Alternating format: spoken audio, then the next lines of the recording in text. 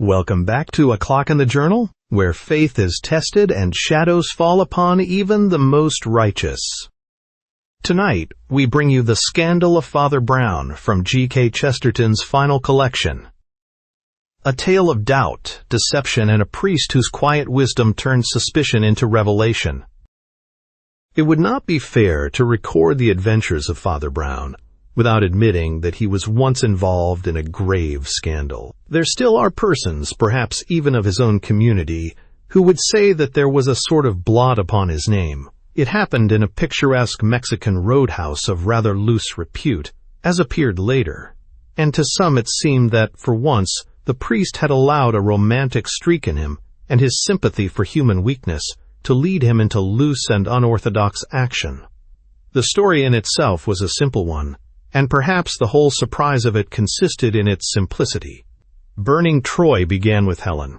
This disgraceful story began with the beauty of Hypatia Potter. Americans have a great power, which Europeans do not always appreciate, of creating institutions from below, that is, by popular initiative. Like every other good thing, it has its lighter aspects, one of which, as has been remarked by Mr. Wells and others, is that a person may become a public institution without becoming an official institution. A girl of great beauty or brilliancy will be a sort of uncrowned queen, even if she is not a film star or the original of a Gibson girl. Among those who had the fortune or misfortune to exist beautifully in public in this manner was a certain Hypatia Hard, who had passed through the preliminary stage of receiving florid compliments in society paragraphs of the local press to the position of one who is actually interviewed by real pressmen. On war and peace and patriotism and prohibition and evolution and the Bible, she had made her pronouncements with a charming smile, and if none of them seemed very near to the real grounds of her own reputation, it was almost equally hard to say what the grounds of her reputation really were. Beauty, and being the daughter of a rich man, are things not rare in her country, but to these she added whatever it is that attracts the wandering eye of journalism. Next to none of her admirers had even seen her, or even hoped to do so, and none of them could possibly derive any sordid benefit from her father's wealth. It was simply a sort of popular romance, the modern substitute for mythology, and it laid the first foundations of the more turgid and tempestuous sort of romance in which she was to figure later on, and in which many held that the reputation of Father Brown, as well as of others, had been blown to rags. It was accepted, sometimes romantically, sometimes resignedly, by those whom American satire has named the Sob Sisters, that she had already married a very worthy and respectable businessman of the name of Potter. It was even possible to regard her for a moment as Mrs. Potter, on the universal understanding that her husband was only the husband of Mrs. Potter. Then came the great scandal, by which her friends and enemies were horrified beyond their wildest hopes. Her name was coupled, as the queer phrase goes, with a literary man living in Mexico. In status an American, but in spirit a very Spanish American. Unfortunately, his vices resembled her virtues, in being good copy. He was no less a person than the famous or infamous Rudel Romanes, the poet whose works had been so universally popularized by being vetoed by libraries or prosecuted by the police. Anyhow, her pure and placid star was seen in conjunction with this comet. He was of the sort to be compared to a comet, being hairy and hot, the first in his portraits, the second in his poetry. He was also destructive. The comet's tail was a trail of divorces, which some called his success as a lover and some his prolonged failure as a husband. It was hard on Hypatia. There are disadvantages in conducting the perfect private life in public, like a domestic interior in a shop window. Interviewers reported doubtful utterances about love's larger law of supreme self-realization. The pagans applauded. The Sob Sisterhood permitted themselves a note of romantic regret, some having even the hardened audacity to quote from the poem of Maud Muller, to the effect that of all the words of tongue or pen, the saddest are, "It might have been." And Mr. Edgar P. Rock, who hated the Sob Sisterhood with a holy and righteous hatred, said that in this case he thoroughly agreed with Bret Harte's emendation of the poem, "More sad are those we daily see. It is, but it hadn't ought to be. For Mr. Rock was very firmly and rightly convinced that a very large number of things hadn't ought to be. He was a slashing and savage critic of national degeneration on the Minneapolis Meteor, and a bold and honest man. He had perhaps come to specialize too much in the spirit of indignation, but it had had a healthy enough origin in his reaction against sloppy attempts to confuse right and wrong in modern journalism and gossip. He expressed it first in the form of a protest against an unholy halo of romance being thrown round to the gunman and the gangster. Perhaps he was rather too much inclined to assume, in robust impatience, that all gangsters were Dagos, and that all Dagos were gangsters. But his prejudices, even when they were a little provincial, were rather refreshing after a certain sort of maudlin and unmanly hero worship, which was ready to regard a professional murderer as a leader of fashion, so long as the pressman reported that his smile was irresistible or his tuxedo was all right. Anyhow, the prejudices did not boil the less in the bosom of Mr. Rock, because he was actually in the land of the Dagos when this story opens, striding furiously up a hill beyond the Mexican border to the white hotel, fringed with ornamental palms, in which it was supposed that the Potters were staying and that the mysterious Hypatia now held her court. Agar Rock was a good specimen of a Puritan, even to look at. He might even have been a virile Puritan of the 17th century, rather than the softer and more sophisticated Puritan of the 20th. If you had told him that his antiquated black hat and habitual black frown and fine flinty features cast a gloom over the sunny land of palms and vines, he would have been very much gratified. He looked to right and left with eyes bright with universal suspicions, and, as he did so, he saw two figures on the ridge above him, outlined against the clear subtropical sunset. Figures in a momentary posture which might have made even a less suspicious man suspect something. One of the figures was rather remarkable in itself. It was poised at the exact angle of the turning road above the valley, as if by an instinct for the sight as well as the attitude of statuary. It was wrapped in a great black cloak, in the Byronic manner, and the head that rose above it in swarthy beauty was remarkably like Byron's. This man had the same curling hair and curling nostrils, and he seemed to be snorting something of the same scorn and indignation against the world. He grasped in his hand a rather long cane or walking stick, which, having a spike of the sort used for mountaineering, carried at the moment a fanciful suggestion of a spear. It was rendered all the more fanciful by something comically contradictory in the figure of the other man, who carried an umbrella. It was indeed a new and neatly rolled umbrella, very different, for instance, from Father Brown's umbrella, and he was neatly clad like a clerk in light holiday clothes, a stumpy, stoutish, bearded man. But the prosaic umbrella was raised and even brandished at an acute angle of attack. The taller man thrust back at him, but in a hasty, defensive manner. And then the scene rather collapsed into comedy, for the umbrella opened of itself and its owner almost seemed to sink behind it, while the other man had the air of pushing his spear through a great grotesque shield. But the other man did not push it, or the quarrel, very far. He plucked out the point, turned away impatiently, and strode down the road, while the other, rising and carefully refolding his umbrella, turned in the opposite direction towards the hotel. Rock had not heard any of the words of the quarrel, which must have immediately preceded this brief and rather absurd bodily conflict. But as he went up the road in the track of the short man with the beard, he revolved many things. And the romantic cloak and rather operatic good looks of the one man, combined with the sturdy self-assertion of the other, fitted in with the whole story which he had come to seek, and he knew that he could have fixed those two strange figures with their names, Romanus and Potter.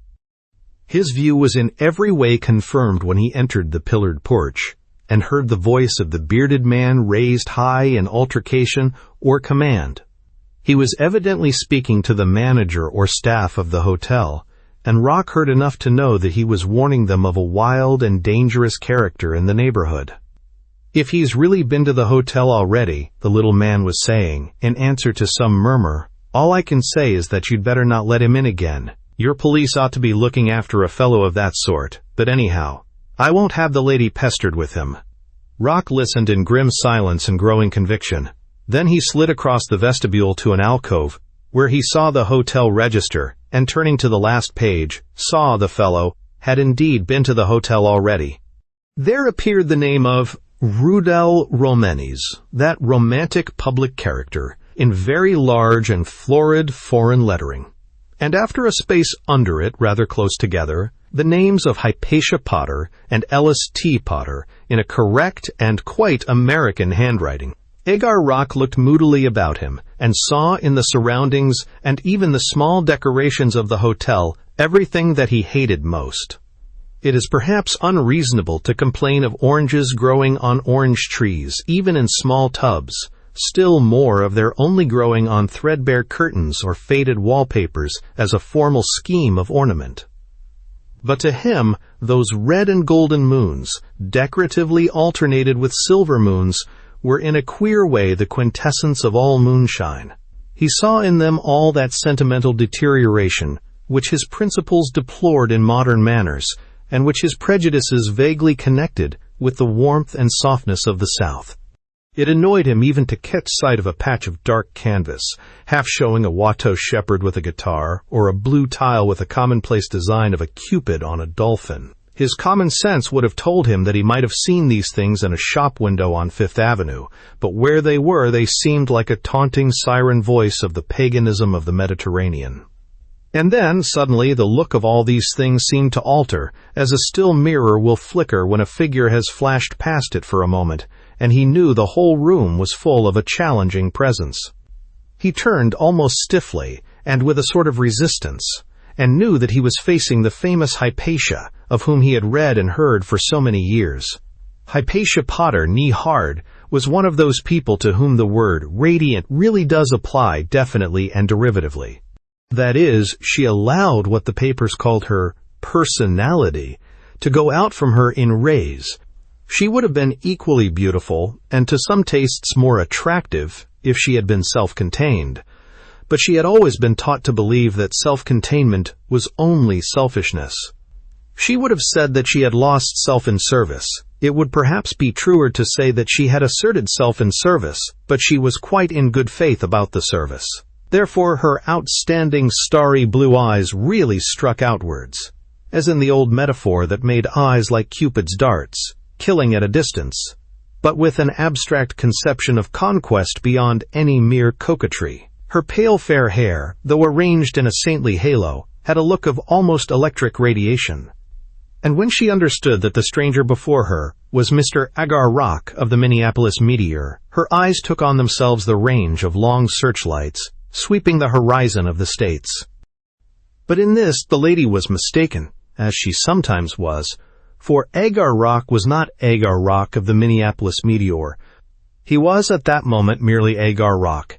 There had surged up in him a great and sincere moral impulsion, beyond the coarse courage of the interviewer, a feeling profoundly mixed of a chivalrous and national sensibility to beauty, with an instant itch for moral action of some definite sort, which was also national, nerved him to face a great scene, and to deliver a noble insult. He remembered the original Hypatia, the beautiful Neoplatonist, and how he had been thrilled as a boy by Kingsley's romance, in which the young monk denounces her for harlotries and idolatries. He confronted her with an iron gravity and said, "If you'll pardon me, madam, I should like to have a word with you in private." "Well," she said, sweeping the room with her splendid gaze, "I don't know whether you consider this place private." Rock also gazed round the room and could see no sign of life less vegetable than the orange trees, except what looked like a large black mushroom, which he recognized as the hat of some native priest or other, stolidly smoking a black local cigar and otherwise as stagnant as any vegetable. He looked for a moment at the heavy, expressionless features, noting the rudeness of that peasant type from which priests so often come, in Latin and especially Latin American countries, and lowered his voice a little as he laughed. "I don't imagine that Mexican padre knows our language," he said. "Catch those lumps of laziness learning any language but their own. Oh, I can't swear he's a Mexican. He might be anything. Mongrel Indian or nigger, I suppose. But I'll answer for it, he's not an American. Our ministries don't produce that debased type. As a matter of fact, said the debased type, removing his black cigar, I'm English, and my name is Brown. But pray let me leave you if you wish to be private. If you're English, said Rock warmly, you ought to have some normal Nordic instinct for protesting against all this nonsense. Well, it's enough to say, now that I'm in a position to testify, that there's a pretty dangerous fellow hanging round this place, a tall fellow in a cloak, like those pictures of crazy poets. Well, you can't go much by that, said the priest mildly. A lot of people round here use those cloaks because the chill strikes very suddenly after sunset. Rock darted a dark and doubtful glance at him, as if suspecting some evasion in the interests of all that was symbolized to him by mushroom hats and moonshine. It wasn't only the cloak, he growled, though it was partly the way he wore it. The whole look of the fellow was theatrical, down to his damned theatrical good looks. And if you'll forgive me, madam, I strongly advise you to have nothing to do with him if he comes bothering here. Your husband has already told the hotel people to keep him out. Hypatia sprang to her feet and, with a very unusual gesture, covered her face, thrusting her fingers into her hair. She seemed to be shaken, possibly with sobs, but by the time she had recovered, they had turned into a sort of wild laughter. "Oh, you are all too funny," she said, and, in a way very unusual with her, ducked and darted to the door and disappeared. "Bit hysterical when they laugh like that," said Rock uncomfortably.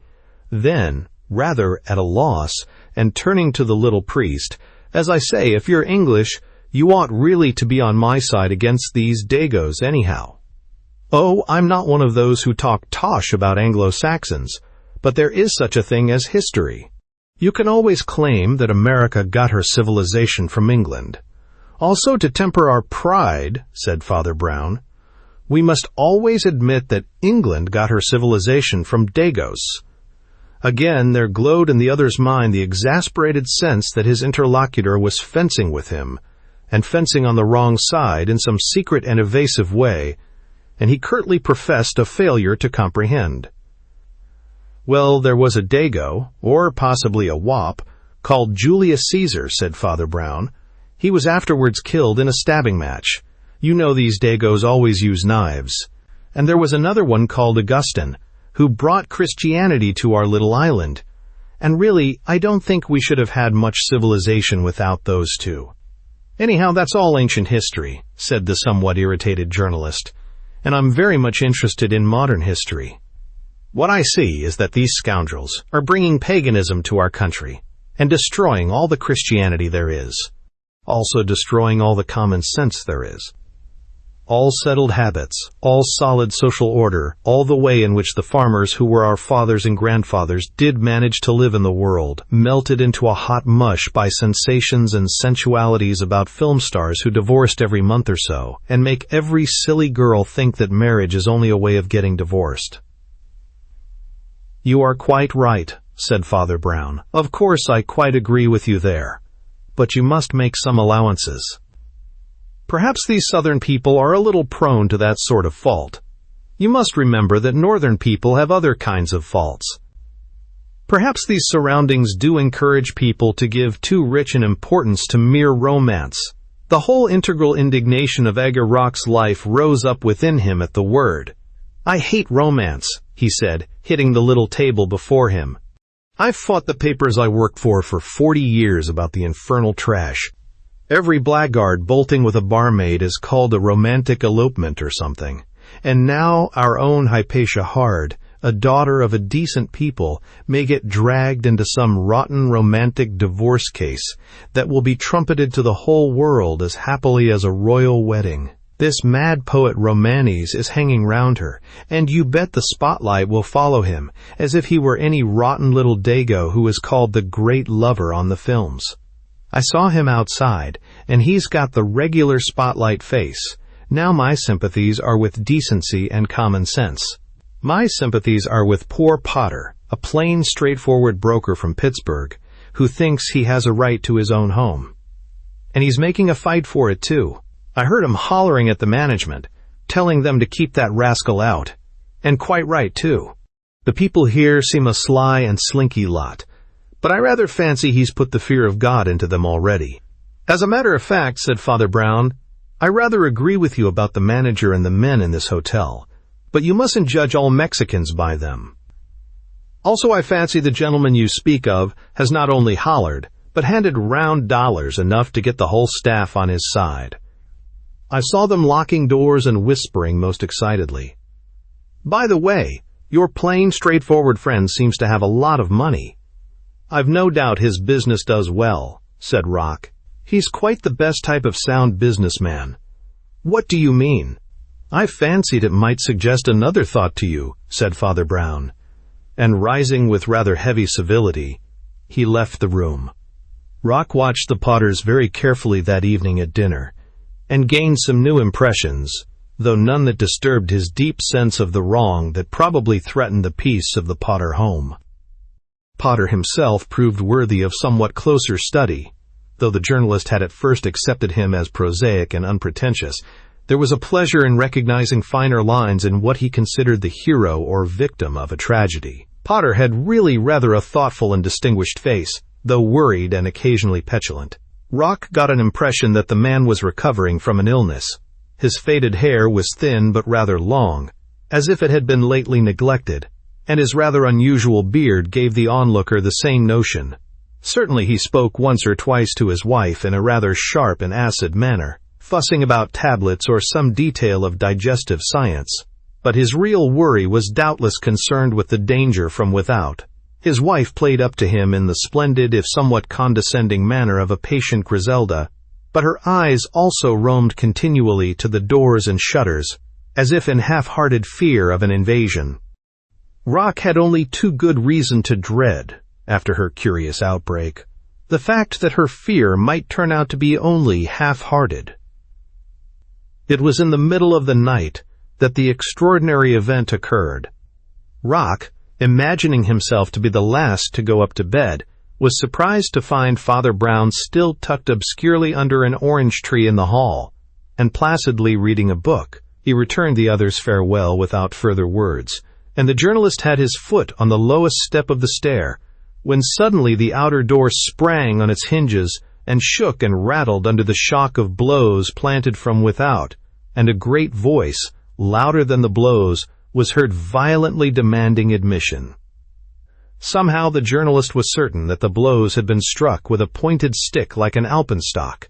He looked back at the darkened lower floor and saw the servants of the hotel sliding here and there to see that the doors were locked, and not unlocking them. Then he slowly mounted to his room and sat down furiously to write his report. He described the siege of the hotel, the evil atmosphere, the shabby luxury of the place, the shifty evasions of the priest. Above all, that terrible voice crying without, like a wolf prowling round the house. Then, as he wrote, he heard a new sound and sat up suddenly. It was a long, repeated whistle, and in his mood he hated it doubly, because it was like the signal of a conspirator and like the love call of a bird. There followed an utter silence, in which he sat rigid. Then he rose abruptly, for he had heard yet another noise. It was a faint swish followed by a sharp rap or rattle, and he was almost certain that somebody was throwing something at the window. He walked stiffly downstairs to the floor, which was now dark and deserted, or nearly deserted, for the little priest was still sitting under the orange shrub lit by a low lamp and still reading his book. "You seem to be sitting up late," he said harshly. "Quite a dissipated character," said Father Brown, looking up with a broad smile, reading economics of usury at all wild hours of the night. "The place is locked up," said Rock. "Very thoroughly locked up," replied the other. "Your friend with the beard seems to have taken every precaution. By the way, your friend with the beard is a little rattled. I thought he was rather cross at dinner." "Natural enough," growled the other, "if he thinks savages in this savage place are out to wreck his home life." "Wouldn't it be better," said Father Brown, "if a man tried to make his home life nice inside, while he was protecting it from the things outside?" "Oh, I know you will work up all the casuistical excuses," said the other. "Perhaps he was rather snappy with his wife. but he's got the right on his side. Look here, you seem to me to be rather a deep dog. I believe you know more about this than you say. What the devil is going on in this infernal place? Why are you sitting up all night to see it through? Well, said Father Brown patiently, I rather thought my bedroom might be wanted. Wanted by whom? As a matter of fact, Mrs. Potter wanted another room, explained Father Brown with limpid clearness. I gave her mine because I could open the window. Go and see, if you like. I'll see to something else first, said Rock, grinding his teeth. You can play your monkey tricks in this Spanish monkey house, but I'm still in touch with civilization. He strode into the telephone booth and rang up his paper, pouring out the whole tale of the wicked priest who helped the wicked poet. Then he ran upstairs into the priest's room, in which the priest had just lit a short candle, showing the windows beyond wide open. He was just in time to see a sort of rude ladder unhooked from the window-sill and rolled up by a laughing gentleman on the lawn below. The laughing gentleman was a tall and swarthy gentleman, and was accompanied by a blonde but equally laughing lady. This time, Mr. Rock could not even comfort himself by calling her laughter hysterical. It was too horribly genuine, and rang down the rambling garden paths as she and her troubadour disappeared into the dark thickets. Agar Rock turned on his companion a face of final and awful justice, like the Day of Judgment. Well, all America is going to hear of this, he said. In plain words, you helped her to bolt with that curly-haired lover. Yes, said Father Brown, I helped her to bolt with that curly-haired lover. You call yourself a minister of Jesus Christ, cried Rock, and you boast of a crime. I have been mixed up with several crimes, said the priest gently. Happily for once this is a story without a crime. This is a simple fireside idyll. That ends with a glow of domesticity, and ends with a rope ladder instead of a rope, said Rock. Isn't she a married woman? Oh, yes, said Father Brown. Well, oughtn't she to be with her husband? Demanded Rock. She is with her husband, said Father Brown. The other was startled into anger. You lie, he said. The poor little man is still snoring in bed. You seem to know a lot about his private affairs, said Father Brown plaintively. You could almost write a life of the man with a beard. The only thing you don't seem ever to have found out about him is his name. Nonsense, said Rock. His name is in the hotel book. I know it is, answered the priest, nodding gravely, in very large letters, the name of Rudel Romanes. Hypatia Potter, who met him here, put her name boldly under his when she meant to elope with him, and her husband put his name under that when he pursued them to this place. He put it very close under hers, by way of protest. The Romanes, who has pots of money, as a popular misanthrope despising men, bribed the brutes in this hotel to bar and bolt it and keep the lawful husband out. And I, as you truly say, helped him to get in. When a man is told something that turns things upside down, that the tail wags the dog, that the fish has caught the fisherman, that the earth goes round the moon, he takes some little time before he even asks seriously if it is true. He is still content with the consciousness that it is the opposite of the obvious truth. Rock said at last, You don't mean that little fellow is the romantic Rudel we're always reading about, and that curly-haired fellow is Mr. Potter of Pittsburgh. Yes, said Father Brown. I knew it the moment I clapped eyes on both of them, but I verified it afterwards. Rock ruminated for a time and said at last, I suppose it's barely possible you're right, but how did you come to have such a notion in the face of the facts? Father Brown looked rather abashed, subsided into a chair, and stared into vacancy, until a faint smile began to dawn on his round and rather foolish face. Well, he said, you see, the truth is, I'm not romantic. I don't know what the devil you are, said Rock roughly. Now you are romantic, said Father Brown helpfully. For instance, you see somebody looking poetical, and you assume he is a poet. Do you know what the majority of poets look like? What a wild confusion was created by that coincidence of three good-looking aristocrats at the beginning of the 19th century, Byron and Goethe and Shelley. Believe me, In the common way, a man may write, "Beauty has laid her flaming lips on mine," or whatever that chap wrote, without being himself particularly beautiful. Besides, do you realize how old a man generally is by the time his fame has filled the world? Watts painted Swinburne with a halo of hair, but Swinburne was bald before most of his last American or Australian admirers had heard of his hyacinthine locks. So was D'Annunzio. As a fact, Romani still has rather a fine head, as you will see if you look at it closely. He looks like an intellectual man, and he is. Unfortunately, like a good many other intellectual men, he's a fool. He's let himself go to seed with selfishness and fussing about his digestion. So that the ambitious American lady, who thought it would be like soaring to Olympus with the 9 muses to elope with a poet, found that a day or so of it was about enough for her, so that when her husband came after her and stormed the place, she was delighted to go back to him. "But her husband?" queried Rock. "I am still rather puzzled about her husband." "Ah, you've been reading too many of your erotic modern novels," said Father Brown, and partly closed his eyes in answer to the protesting glare of the other. "I know a lot of stories start with a wildly beautiful woman wedded to some elderly swine in the stock market.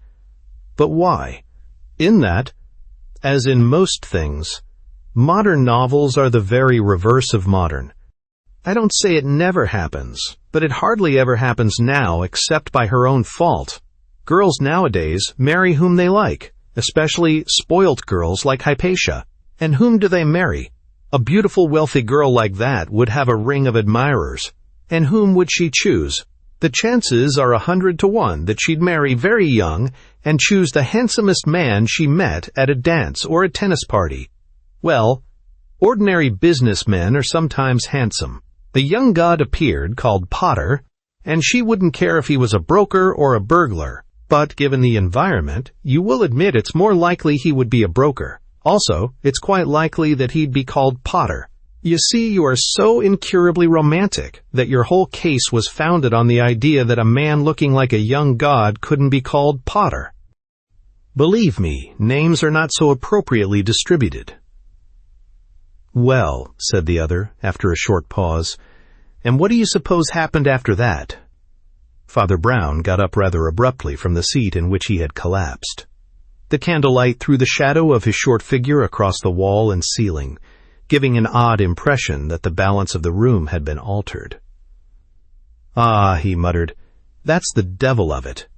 That's the real devil, much worse than the old Indian demons in this jungle. You thought I was only making out a case for the loose ways of these Latin Americans. Well, the queer thing about you," and he blinked owlishly at the other through his spectacles, "the queerest thing about you is that in a way you're right. You say down with romance.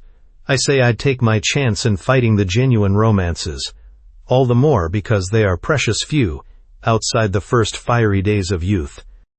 I say, take away the intellectual friendships, take away the platonic unions, take away the higher laws of self-fulfillment and the rest, and I'll risk the normal dangers of the job.